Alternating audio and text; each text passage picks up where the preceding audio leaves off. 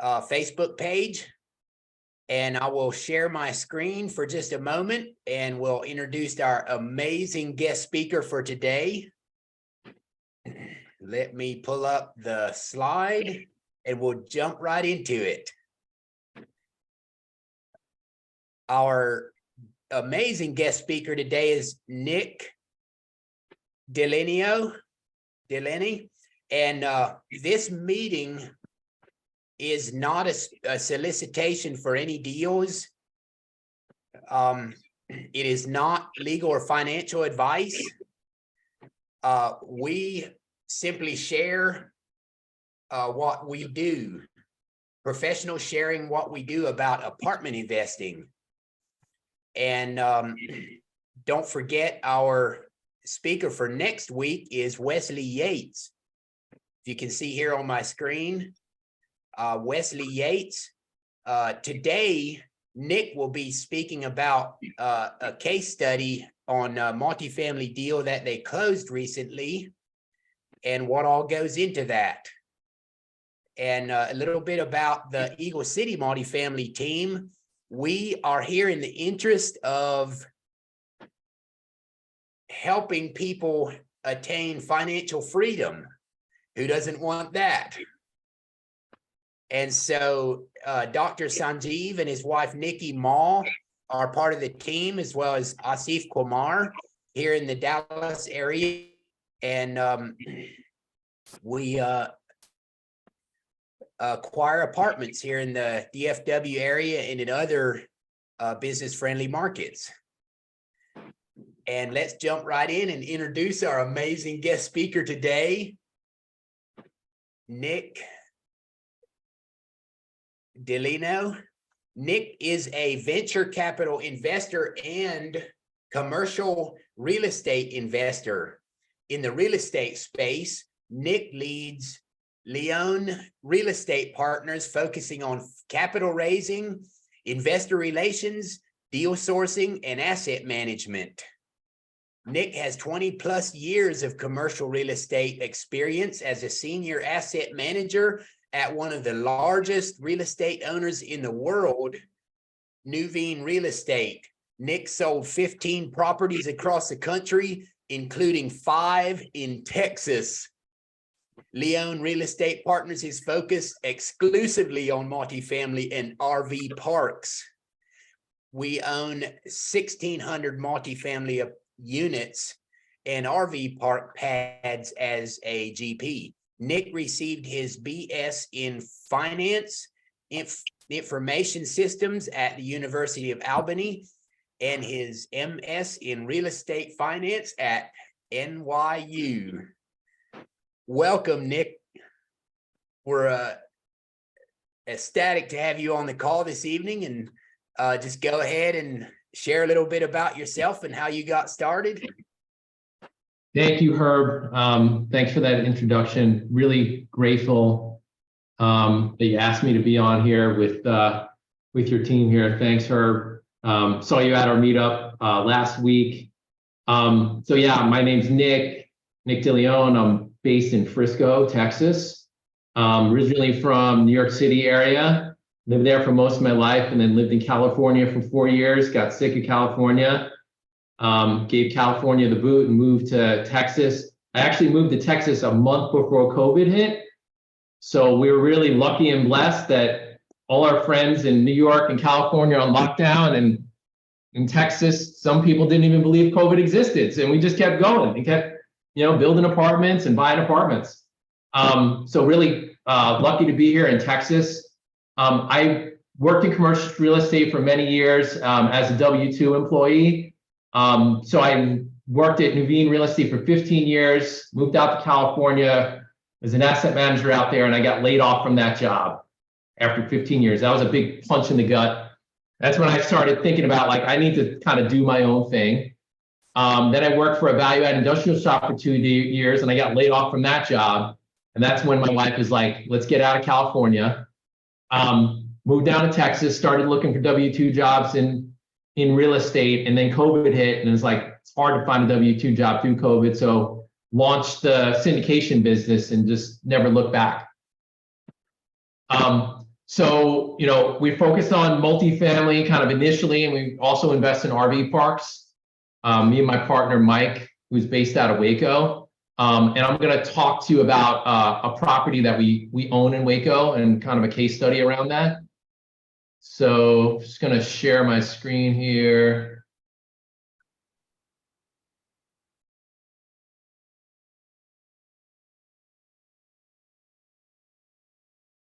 You guys see this? Yes. Do you see Google too or no? We see Google now. Okay. Yes.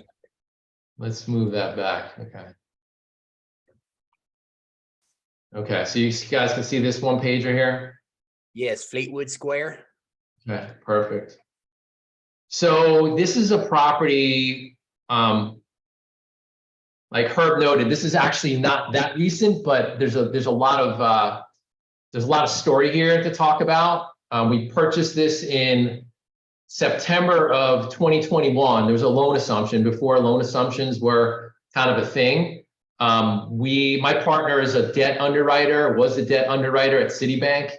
So he's always looking through kind of glass half empty, very downside kind of looking, which is, you know, builds in a lot of conservatism in an underwriting. So we were looking really only for fixed rate debt deals, and that's what this was. That's what this deal brought us. We were first team to look at this deal, to underwrite the deal, to tour the deal. I actually showed up at the property with 2 different LOIs based on, you know, what I would find from a CapEx perspective and underwriting, and made an offer and an LOI in the parking lot, hoping that they would take it off market. They didn't take it off market because we didn't have a record of transacting with them. They kind of kept going to market.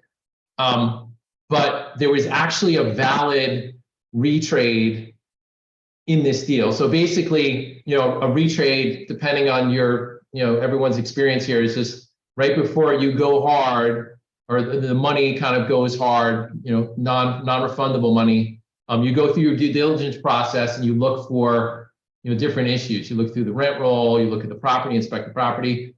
After we wired our hard money to the seller, we got a set of financials where basically the NOI went down like $60,000 to $80,000. There were like extra $60,000 to $80,000 of expenses that weren't in the financials before we got them and before we wired our money. So we're like, holy crap, this is potential fraud, because like they have our money now, and now all of a sudden the property's worth less. So, you know, retrade is kind of a dirty word in multifamily, because if you have a reputation for retrading for like superfluous things or things that, you know, are small, people want to do business with you. But this is a valid retrade. And the seller basically agreed right away, like, I made a mistake. I don't know what's happening here. We're going to reduce the price. So we negotiated a price reduction of almost $300,000. And this particular deal, when this guy bought the deal, he bought it for $7.25 million. We paid $7.35 million. So he ended up, I think it was a 1031 exchange for him, so he saved taxes. However, he basically lost money on the deal when you include in the brokerage commissions. So what was great about this property, it was built in 1972, 120 units, and it was really just a management play. The owner was an out-of-state California stereotypical owner, never protested taxes.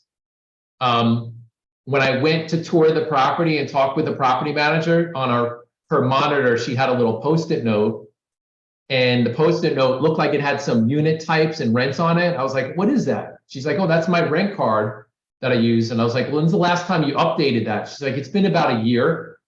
So I knew right there that she's not pushing rents, right? She's kind of looking at this rent card, not pushing rents. We recently looked at kind of how much we grew NOI since we purchased the property. I think it was over 120%, because we reduced expenses significantly, mainly due to the extra expenses because of the retrade and the real estate tax. Plus, we are pushing rents like any sort of, you know, investor would. So very little CapEx. It was a management play. There was a syndicator before that owned this, Dustin Miles. You might know him in the DFW area. He owned the property before us. I think he might have been Sumrock. So he was turning the units, renovating the units. So he did a lot of the work already. So it was really just a management play. So we only underwrote 300K for CapEx, included, some unit renovations, but the big CapEx spent was new washer dryers for our laundry rooms. We kicked out CSA, which is like the typical laundry vendor that everyone hates. We terminated that contract early, and then bought our own washer and dryer units. And we're getting about $1,500-1,600 a month on that income. We're also in the process of now rebranding the property. It says, under new ownership, Fleetwood Square. We're rebranding the property because our property is in Waco, Texas. The Waco school district is not as good as the Midway school district, and our property is in the Midway school district. So we're actually rebranding the property, the Midway, to kind of emphasize the fact that we're in that good school district. And the property across the street is not in the good school district. So it's kind of like, basically letting that other property know, like, you're not in the school district, we're in the school district. We could potentially charge higher rents, especially if you have kids. So that's like another kind of piece to that.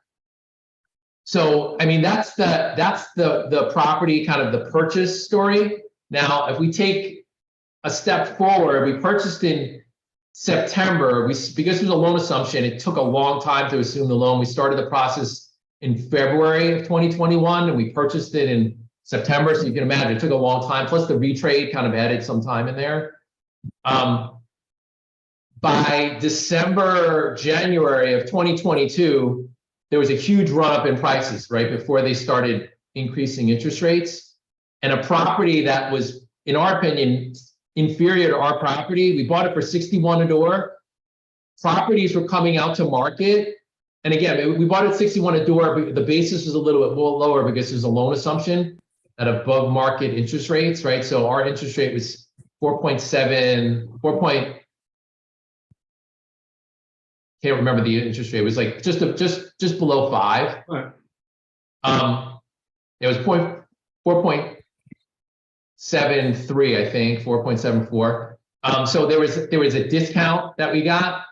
Properties were coming out in Waco in December, January timeframe for $120 a door. So we bought it $61 a door. In 3 or 4 months, property values doubled to $120 a door. So we're like, we hear that the Fed is going to raise interest rates. Let's sell this property right away. So like within 3 or 4 months, we're like, let's sell the property, because what we know, the interest rates go up, property values are going to go down, but no one underwrote that, interest rates would go up so fast, so quickly. So we actually put it on the market. We listed the property. We started getting offers. I can kind of put this out there. We got offers above $12 million. 12.5 was the highest offer. And then they started raising interest rates aggressively. And we started getting retraded. The price started coming down. We had some collection issues at the property.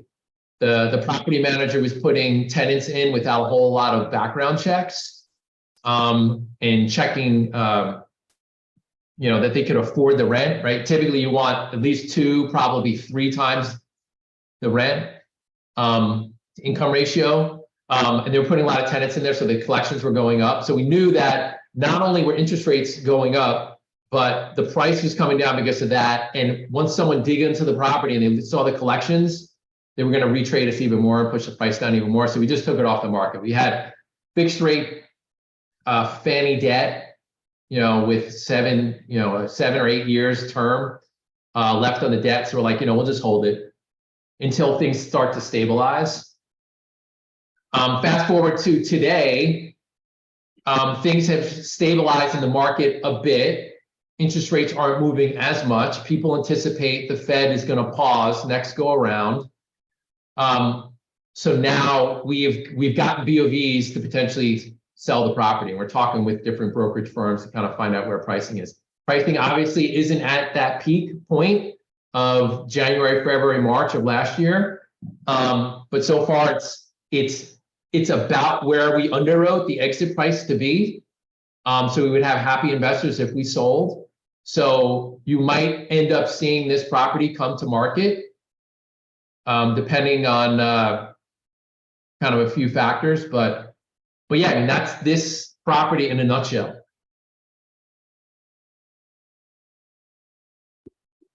That sounds like a great opportunity to be part of. And by the way, everyone on the call here is welcome to ask questions about Nick or the deal or apartments in general. You can post your question in the chat, or raise your virtual hand, or simply unmute yourself and ask a question. Nick, would you tell us a little bit more about who all was involved in helping to close the deal and how that works? Yeah. So I have 3 other partners on the deal. One of the partners is the partner I mentioned. He was at the meetup last week, Mike. So he was a former debt underwriter. So my background, my W-2 background in real estate was asset management. So that's kind of my role on the team. My partner, Mike, his role was debt underwriting in his previous W-2. So he kind of heads up acquisitions. And you'll see a lot of teams, if they're like 2-person teams, a lot of times they're kind of structured that way. We have 2 other partners that aren't as active, participate in the calls. Sometimes we'll assign CapEx projects, like our one partner, he has a full-time W-2 job, and he's in charge of the rebranding. So he's getting bids for the signage, making sure the signs, are in the right position, etc. We have another partner, again, not as involved, but he does the newsletters, the investor newsletters, and some investor relations. So it's a team of 4 people. We syndicated the deal. I think it was like a $3 million raise. We put about $1 million of our own equity into the deal because it was our first syndicated deal, to kind of show that we believed in the deal. And we're blessed enough to have that equity to put in the deal. So yeah. There's a question here in the chat. What are the kind of offers you are getting now? Or maybe, Rita, hi. Rita? Is that Yeah. pronounced name? I know her. She's so to talk about the team a little bit. 3 out of the 4 partners that are on this deal, part of the Jake and Gino community. I know there's like some Rock people. Rita is part of that community. That's how I know her. So yeah, so we're not getting offers. Actually, I think I got a cold text from somebody recently, and he's come to the meetup. But we're not getting offers right now. We're just getting broker opinion value, which I don't necessarily want to talk about, but I could just say that it's a discount compared to like the 12.5 that we got at the peak. There's definitely a discount, and you can kind of apply, like most people are seeing a 10 to 15, maybe even 20% discount compared to the peak. You can kind of apply that metric to that 12.5 and figure out where the BOVs are coming in at. Thank you for answering that. Yeah, tell us a little bit about the underwriting or the analysis that you go through before you purchase an apartment like this one. Like, I know we do financial analysis, but what other kind of, like, how do you vet your partners? Do you have some partners that are with you for the first time on an apartment deal and things like that? Yeah, so when you vet a deal as an LP or GP, the most important part of that deal is the team, the people you're investing in. You need to know, like, and trust those people, right? Because a good team can turn around a bad deal and vice versa. So naturally, the two partners that are part of the Jake and Gino community, the Jake and Gino community does a really good job at vetting people into the group. So they automatically kind of check that box. They've been vetted. But you basically build up a track record. You start underwriting deals and submitting offers with that team. You kind of see how they work, and kind of see what their kind of cadence is and their style, and that gives you a chance before you execute a deal with them to see how, see if it's a good fit.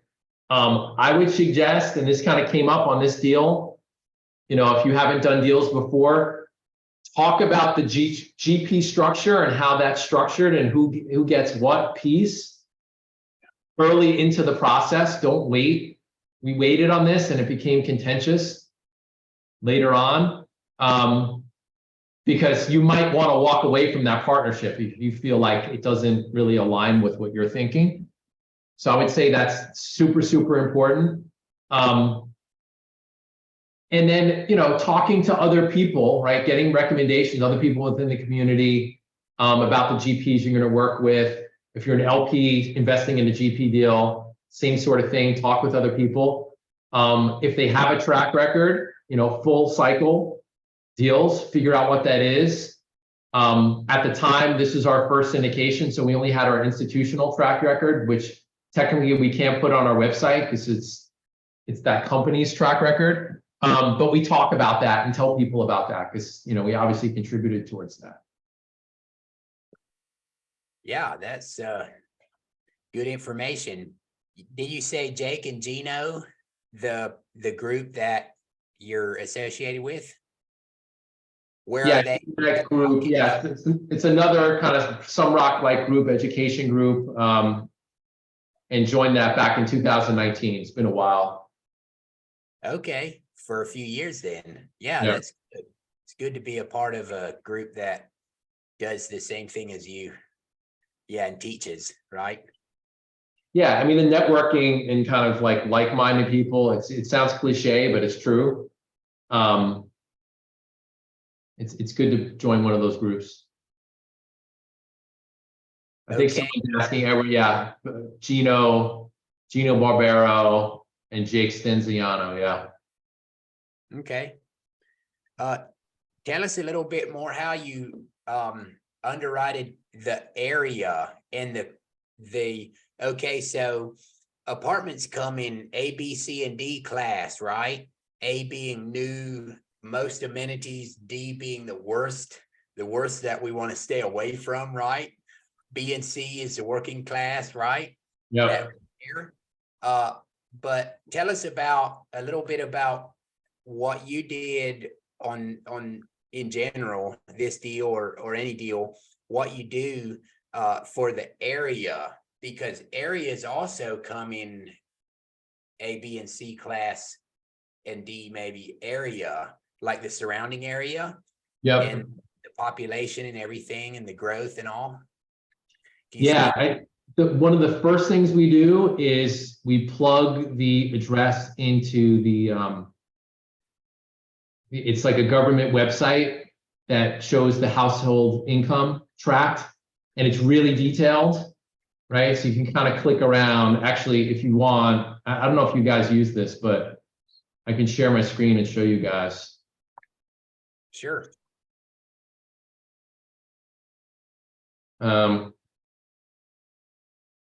So this website right here, and put it in here. This is the first thing we do, right? So we target, it depends, but we target over 40K, 45K. Okay, as a median income, is that what you're talking about? Yeah. Median household income, okay. So this is our property, Waco, that we're talking about here. So you can see here it's 73. It's pretty good. The good thing about this website is because there's different websites that look, if you get something out of CoStar or something, it looks like really kind of big concentric circles, and good neighborhoods can be mixed with bad, but this is really detailed at the tract level. So I can see now Across the way, right over here where the hospital is, it's over 100K, right? Over here where the Richmond Mall is, it's 46K. So it's like a big drop off, right? So you need to kind of click around and see, what that is. The other thing that we look at is we look to see if a property is in the flood zone. I don't have that bookmarked, but you're not going to have that problem here. But obviously, insurance is going to be super high if you're in a flood zone, and there's a way to kind of alleviate that through an elevation study and kind of add value and get that lifted. But yeah, I mean, that's kind of one of the main things. With this particular property, one of the reasons why I partnered up with my partner, Mike, he actually lives in Waco and he lives 8 minutes from the property. So, if there's issues, and we're just having a phone call about this property because it's C-class and it has its issues potentially. Him being so close to the property, if there's a problem, he can step in. So we fired the property manager. Like I was saying, the collections was kind of running up. So after we took the property off the market last year, we fired the property manager and he stepped in, and people don't know this, but he was in ownership, but acting as a leasing person, helping to lease up, taking tenants out, getting the property cleaned up. So, that boots to the ground. And this is something even at my W-2, like having that local presence is super important. You got to watch the property. You got a secret shop. You got to go in and kind of surprise the property manager sometimes, because as an asset manager, and I learned this I was an A-class asset manager, right, for office, industrial, multifamily, and retail. It's a lot easier doing that than it is in the C-class stuff and the B-class stuff. And your role as an asset manager is to sit on top of that property manager and make sure they do their job, because they're so stretched so thin and the margins are so thin in property management. They're getting 3%, 4%. You have to sit on top of them and make sure they're doing their job, constantly follow up. So the website which you show us, is it a paid website? No, it's free. And what is the address of the website? Government website. I put in the chat, but it's geomap. Oh, okay. Yeah, take it, but it's easier if you take it from the chat. Okay. Yeah, that's the first thing. When I get an OM and deal comes in, I take that address, put it in, and see. It's like, okay, because DFW just alone is huge, right? And I'm only been here for 3 years. There's still places I've never heard of. And I have to click in there and kind of see, and that's the first thing I do. You look at that, household income tract. Thank you for sharing that, Nick. The other piece is super important. Once you kind of there's certain things when you get an OM, you'll take from the broker and kind of put it in, knowing that they're probably fibbing a little bit and pushing things up and making it sound better than it is. The next set of kind of due diligence you do, and sometimes it's when you make best and final to push up your offer, you'll go through the rental comps, and you won't take the rental comps from the broker. You'll find your own rental comps, because they're going to find the ones that make the property look like it's performing really poorly and below market. And you start calling properties to see what their rents are, if they're offering any concessions, and you make your own comp set matrix to see how far off the market the rents are. So that's critically important. It takes a lot of time. It's a lot of kind of blood, sweat, and tears, picking up the phone, calling these property managers. And there's two stances. You can pretend you're a tenant, or you can just tell them that you're a potential buyer of another property and get the information. Thank you, Nick. It's great information. So anyone else out there, do you have any questions? Chris, Arita, Edward, any questions for Nick? Got a wealth of information here.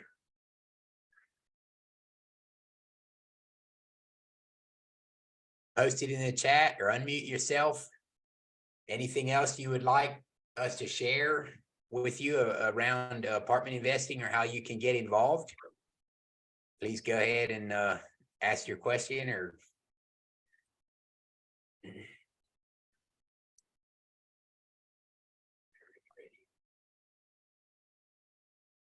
So what do you think about the market right now? So we have Oh, the spinner. I can't be on that spinner. Take my name off. You're on it. One of these lucky winners will have a $10 Starbucks card before we leave. Awesome. So we have two analysts on our team that underwrite deals, and we're pretty much underwriting almost every deal that comes out.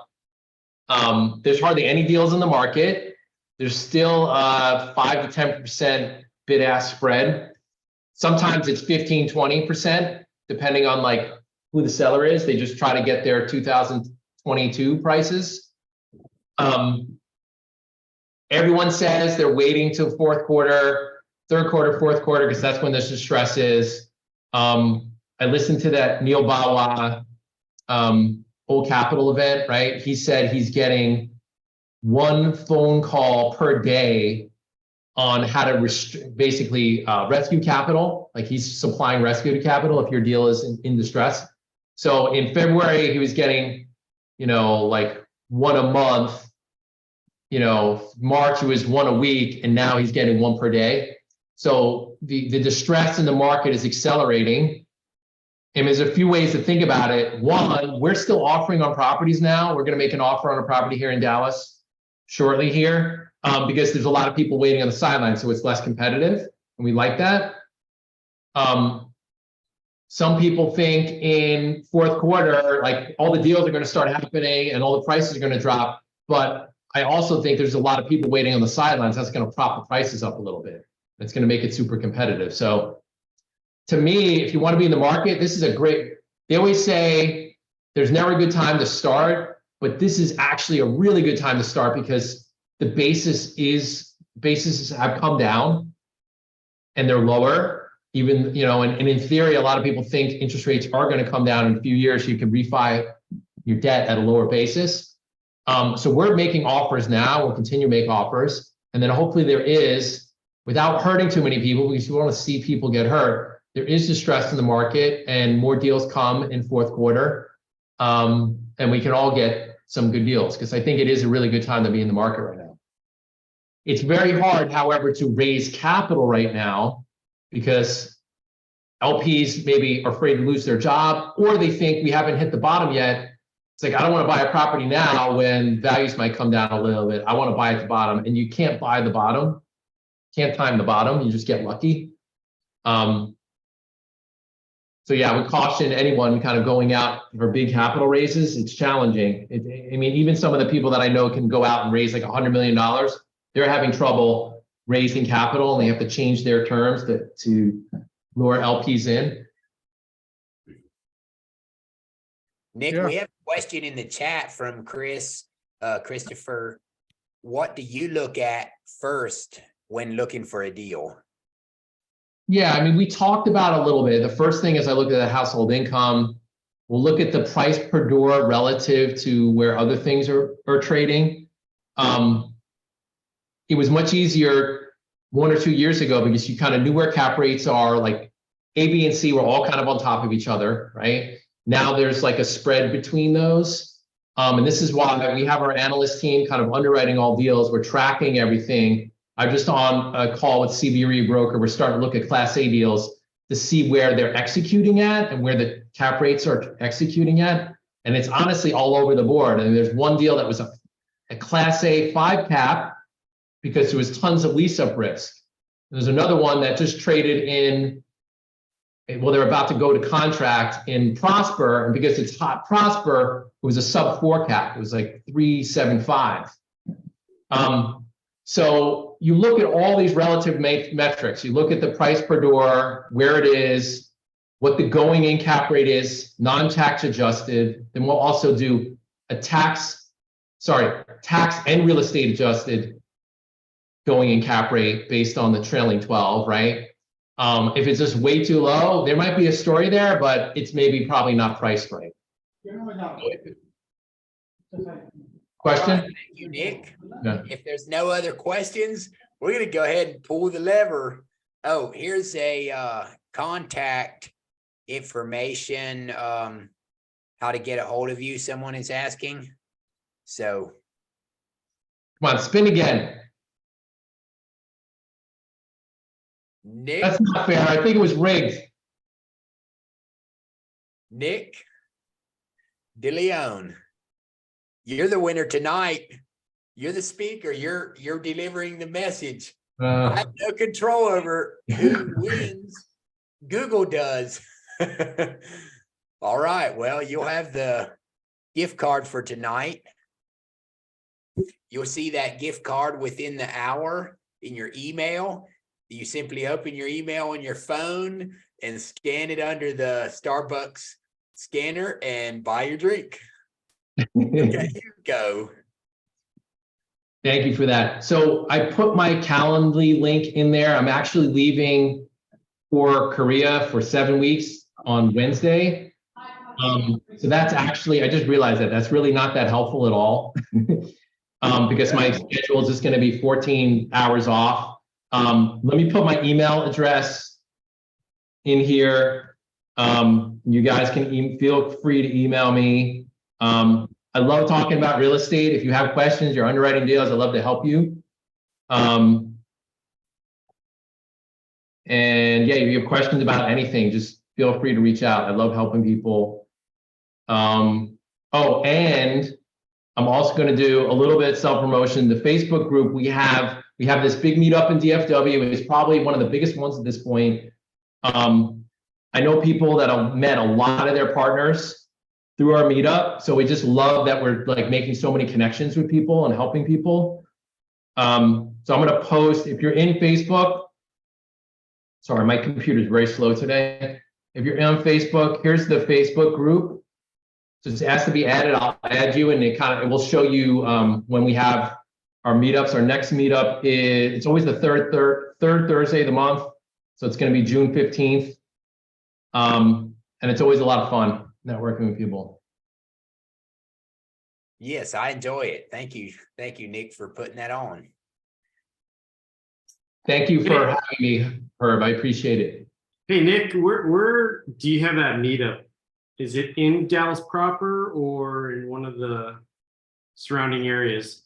It's in the Colony, the truck yard in the Colony. So like that big brandscape. Oh, okay. I know exactly. I think, you know what? I think someone else mentioned that particular meetup. So I heard it was good. I'll have to show up. It's a fun time, and it's been bigger because the weather's gotten better, so people are kind of energized and it's nice. So the new format is we have an educational component that you can sit in the toilet seat museum area, but it's connected to a bar. So let's say they're talking about, I don't know, syndication attorney stuff, and you know everything about that. You can go to the bar and just kind of network. So we have, options for both. Awesome. Thank you. All righty, everyone. You can reach out to Eagle City on all the social medias, on our website. If you want to get in contact with Asif, Dr. Sanjeev, or myself. And we have a Eagle City Multifamily Facebook, YouTube channel, Instagram, LinkedIn. So hope to see you next week, and y'all have a great evening. Bye. Thanks, Nick. Thanks, Herb.